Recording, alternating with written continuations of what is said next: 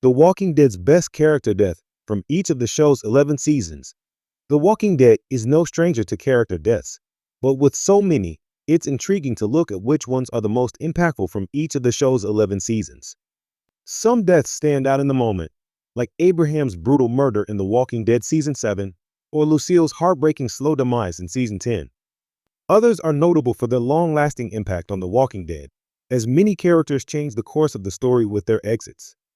When considering which Walking Dead deaths are the best, it's worth looking at each character's impact on the story and other characters, both while they were alive and after they perished. The frequency of death in The Walking Dead is inevitable, given that it's about the zombie apocalypse. Naturally, some deaths hold more weight than others in the grand scheme of things. Rosita is the freshest loss for fans of The Walking Dead since she died in the series finale, Rest in Peace, after being bitten by a walker. Rosita entered the show in The Walking Dead Season 4, and audiences got to watch her transition from feisty arm candy to determined fighter and mother. Even though there's no follow-up to her death, as the series ended, her departure is likely to impact the characters headlining spin-offs like The Walking Dead, Dead City, and The Ones Who Live.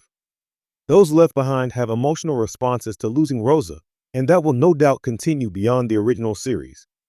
From Gabriel saying, "We'll see you again someday," to Maggie's final tearful hug, Rosita's importance to the other characters is evident.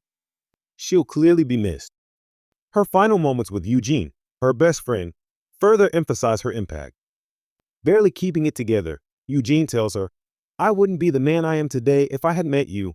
Alpha's death is welcomed by many, and its impact on the other characters, namely Negan and Carol, can't be understated.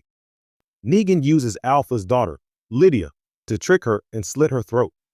He then brings her severed head to Carol, who mounts it on a spike. Infiltrating the Whisperers and gaining Alpha's trust is one of the many actions Negan takes to prove his commitment to the Alexandrians and atone for those he killed. For Carol, Alpha's death instigates hallucinations and guilt for all those who died as a result of her actions.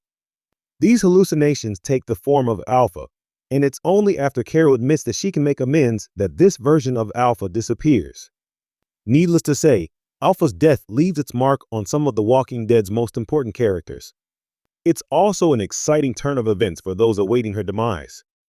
Jesus is undoubtedly a driving force in The Walking Dead prior to Season 9, as he's the one who introduces Rick's group to Hilltop. He also releases Maggie and Sasha from Gregory's cupboard, ultimately spearheading Hilltop's alliance with Alexandria.